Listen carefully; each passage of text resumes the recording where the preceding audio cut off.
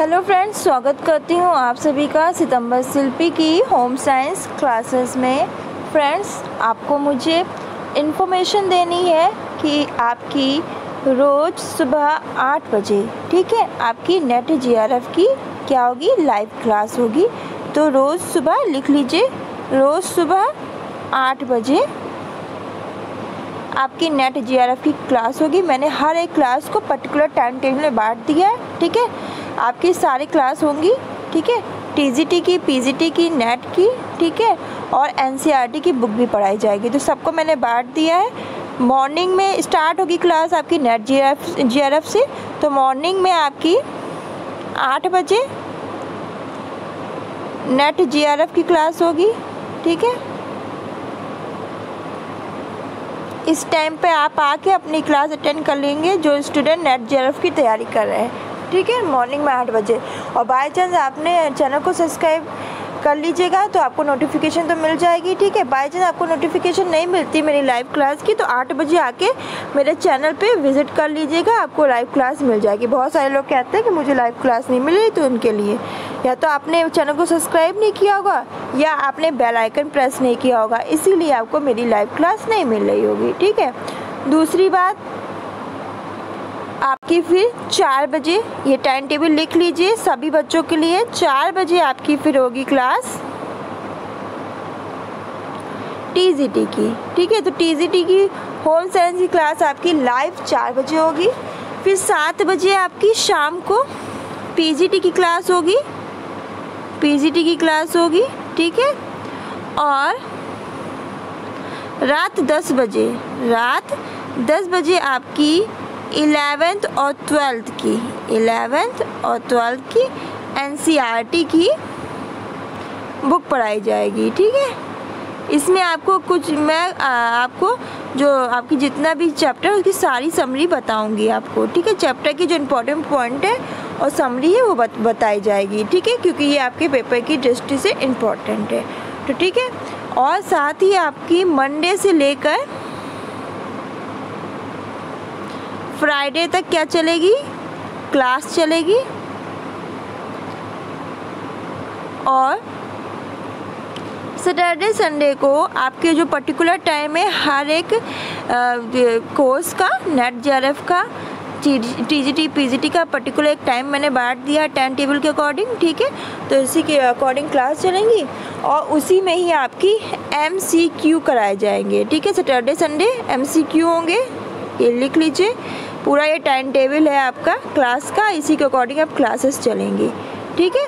तो live classes मिलेंगी आपको। सैटरडे संडे आपके एमसीक्यू होंगे, जो टॉपिक आपको पढ़ाया गया है प्रीवियस जो क्वेश्चन पूछे गए वो, ठीक है, क्योंकि वो भी करना बहुत ज़रूरी है। तो 3 दिन मतलब आपकी मंडे से फ्राइडे क्लास चलेंगी, सैटरडे संडे आपकी एमसीक्यू होंगे, ठीक है। तो इम्पॉर्टेंट है, ठीक है। उसके साथ मैं आपको ये, आप नेट के स्टूडेंट, जीआरएफ के स्टूडेंट से ये पूछना चाहती हूँ कि आपकी यूनिट कितनी है। सिलेबस में न्यू 10 है, 10 यूनिट है ना आपकी, ठीक है।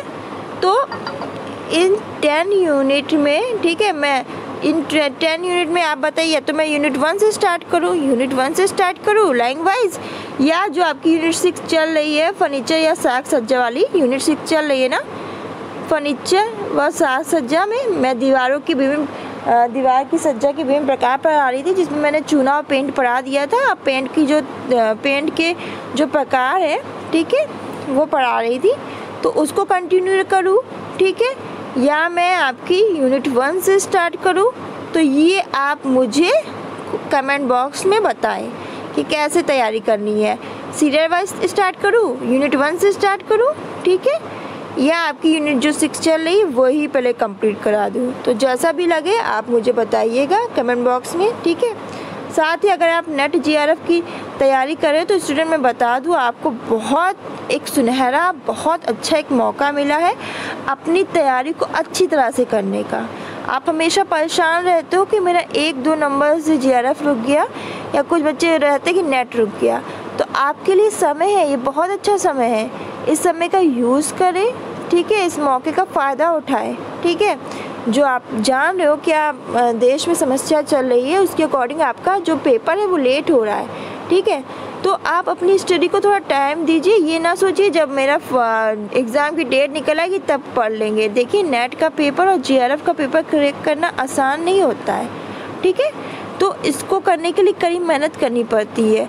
आप ये थोड़ा तो पढ़ लो हो जाए ऐसा नहीं है, आपको इसमें नेट JRF का पेपर सबसे टफ पेपर माना जाता है एक तरह से, ठीक है।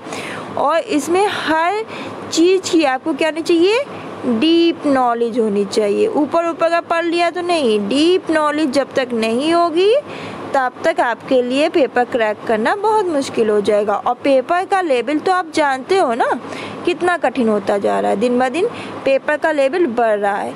तो हमें उसी के अकॉर्डिंग तैयारी करनी है। कोई भी यूनिट फर्स्ट है, ठीक है, उसकी सिलेबस में आप देखो यूनिट फर्स्ट की सिलेबस में क्या क्या बताया गया है, ठीक है।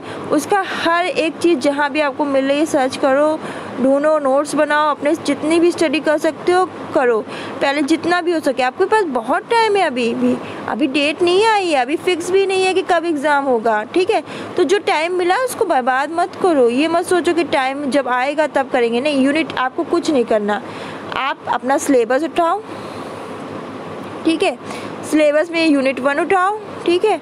अब यूनिट 1 का जितने भी टॉपिक हैं, ठीक है, उसका मटेरियल आपको कहीं से भी मिल रहा है, आप सर्च करो, सब उसके बारे में जितनी भी डीप नॉलेज हासिल कर सकते हो, जहाँ से भी मिल रही है आप उसको नोट डाउन करो। क्योंकि जो नोट्स आप खुद से बनाओगे, जो चीज़ आप खुद से लिखोगे, जो चीज़ आप खुद से लिख के नोट करोगे, वो आपको जब पेपर दोगे ना, तो पेपर देने से पहले जब रिवाइज़ करोगे तो आसानी रहती है, खुद के बनाए नोट से आसानी रहती है, ठीक है।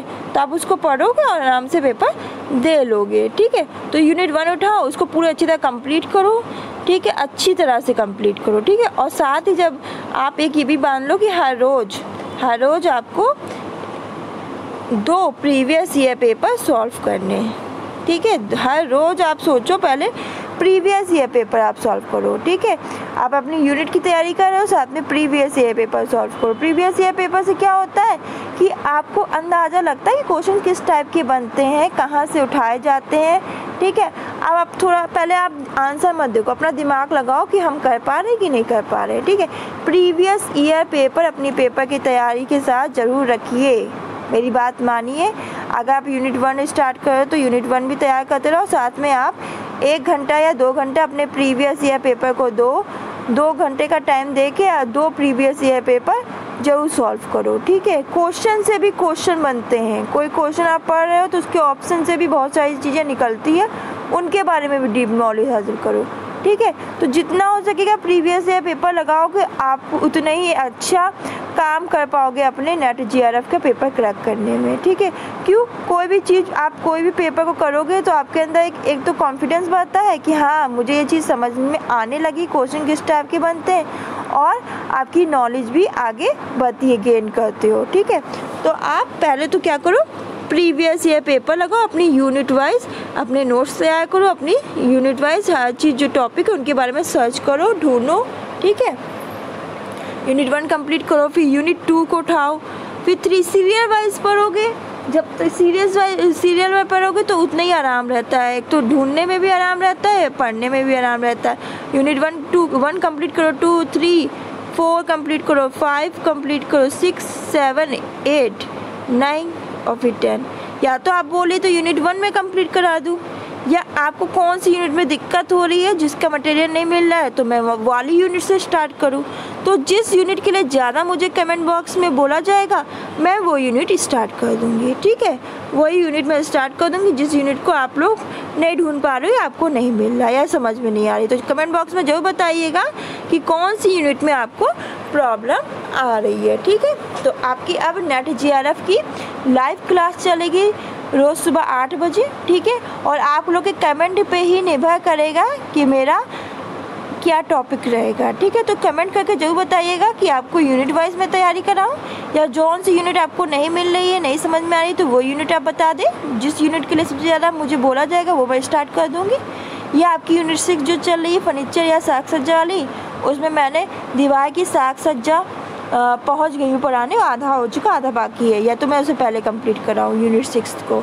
तो जल्दी बताइएगा मुझे कि मुझे क्या करना है, ठीक है।